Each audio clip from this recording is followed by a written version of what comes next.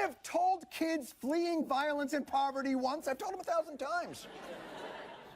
Immigrant minors seeking asylum post-2007 must apply at their consulate with Form N-400 and a biometrics fee. Then appear for a series of processing interviews to ascertain priority determination unless they have family living in the United States, in which case they file Form I-130. And then you file Form DS-260 under your NVC case number, unless, of course, you have skills attractive to an employer. Well, do you? Do you?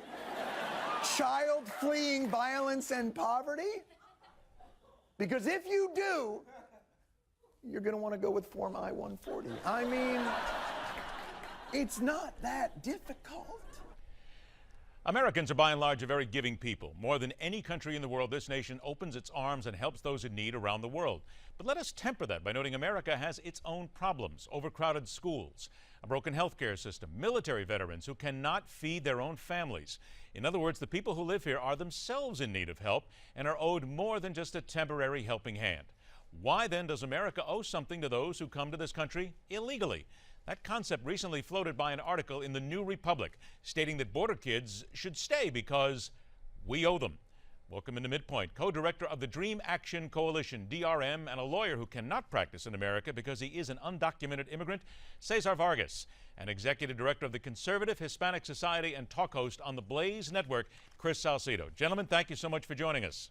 Thanks for having us again. Cesar, I'm going to go ahead and start with you here. It was the article that says, and I'm going to just give you a real quick note at the end, over the decades, we built a generous immigration system. We've also provided it with rigid constraints, starting with a well-policed border. Obligations can feel frighteningly endless, but that doesn't absolve us of the burdens. It is again titled, Let the Border Kids Stay. We owe them after all. Let's get your reaction first. Well, simply, it's not just an article. The anti-trafficking law that passed in 2008 that said that we need to take care of these children and provide them shelter was passed in Congress by the people's representatives unanimously. This is Republicans and Democrats with a Republican president came together and said, we need to do this. So it's not just one article that says this. It says that the American people, through their elected representatives, said, we need to do this. And a recent poll just came out by Reuters saying that the majority of the American people say that we should house these children because of the situation. So it's not just an opinion of an article. It's really what the American people, because as you mentioned, we are a caregiving. We are a nation of hope rather than a nation of exclusion and division. So I don't think it's just one article. It's the actual sentiment of the American people. Chris, is this what Americans bought into when they decided to go ahead and start that one act itself, to put that into action? Cesar, come on. The Wilberforce law is a sex trafficking law. Say it with me. Sex trafficking law. It doesn't say that anybody who's abused or anybody who is going through serious problems all over the world have to show up on the border and they get to come into the United States. And all these people critical of the U.S. for just not saying, oh, welcome one, welcome all. Everybody wants to point a finger at the United States. Nobody's pointing a finger at Guatemala, Honduras, those Central American countries, Mexico, for the poverty, the abject poverty and misery that those nations subject their people to. Why is it the fault of the United States of America or the responsibility to handle the world's abused and disenfranchised? I don't think it is. And the whole idea that we owe these people this, on what measure and on what planet are you speaking that we owe anything to these kids coming north of the border? I understand there's compassion, but look, Mr. Obama and the Democrats could have taken this whole debate away by designating them refugees right away. They didn't do that. You know why? Because if you were designating them refugees, then that would end the debate and it would be lock, stock, and barrel the Democrats. It would be their responsibility and this whole debate would be over. But that's not what happened. They want a political issue for 2014, and that's why the administration will not designate them refugees. Cesar, you have to admit that there is an issue here about the words owe them, and I think that's what Chris is talking about, what a lot of people are taking umbrage with. No, absolutely. And, it's for me, I try to state in terms of what the sentiment, of both parties are at fault here for not addressing the issue.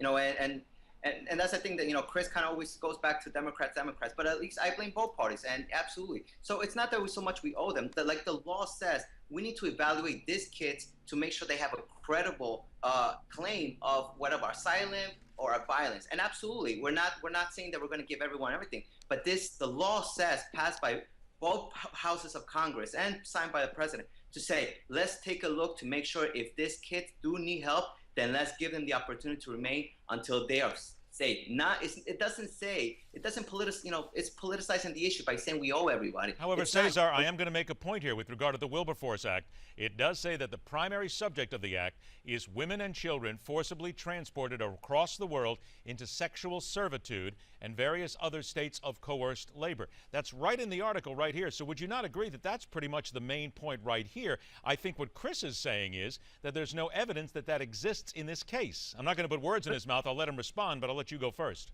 Yeah, but see, I'm not disputing that. And Chris is not at the border. He's not the one he's not the agents reviewing these cases. Many of these children, if this is something that doesn't go unnoticed, the majority of kids crossing the U.S. are girls.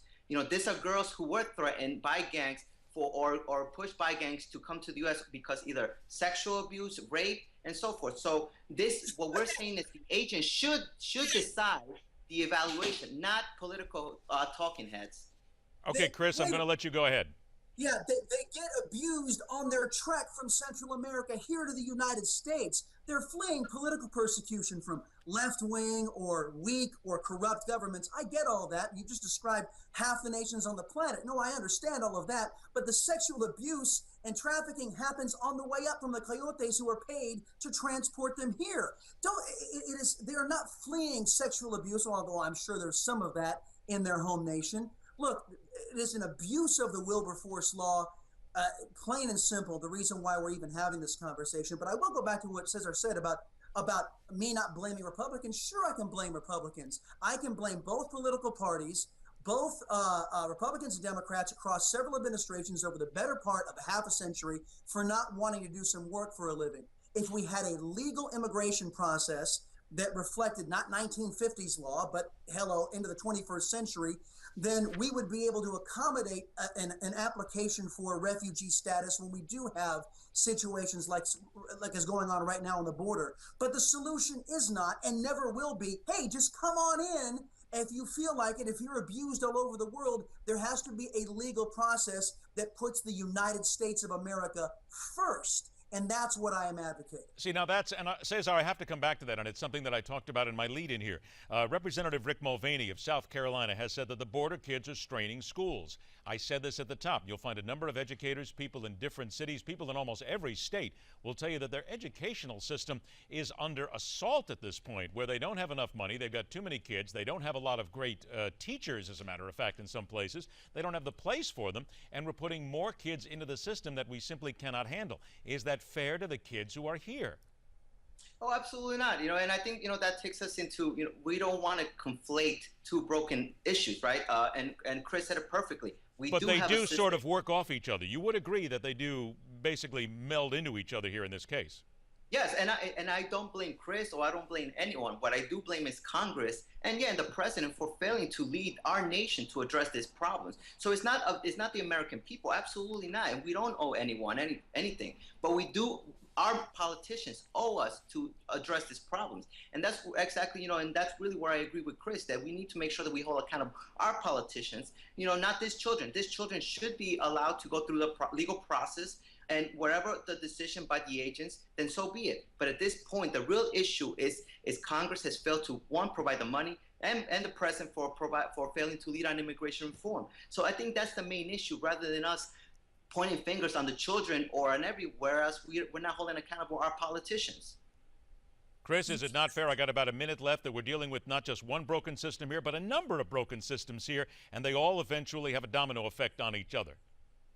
Yeah, and I also have to point out that, as Cesar Riley points out, we have a problem with government. And instead of addressing the problems, government is looking for ways of pulling the wool over our eyes. The story just came out last week about what Virginia is doing in coercion with the federal government, trying to designate these illegal immigrant kids as homeless so as to make it easier for them to get into public education without providing all that, that documentation they might need, like residency and, immunization records. So we have a government working against we the people on this particular issue. They have been for the better part of a half a century, and that has to stop. Cesar, you would agree that has to stop, yes? Yeah, I think we need to make sure that we are addressing our problems. We are addressing that. Republicans and Democrats and the president now get together and actually, put the political point outside and say we need to address a broken immigration system, that we are putting kids in the middle of this crossfire, and really get this system educational wise and so forth. So I agree with Chris on that. We definitely need to address this, and there's no dispute about that. Cesar, unfortunately, we're out of time, but you also just said both sides get together and work together. Pigs are not about to fly anytime soon. So I think that's going to be part of the issue here. Chris Salcedo and Cesar Vargas, thanks so much for joining us. We'll get the wings out, and we'll definitely do this again. Thanks a lot. We'll be watching. Thank you. Later on this hour, the one man who knows about how to stop a violent protest with words the people in Ferguson, Missouri should take to heart. And after the break, flashback to a recent time where we were told there was no anti-Semitism in the Middle East. That and so much more coming up on MidPoint, where every day we question everything.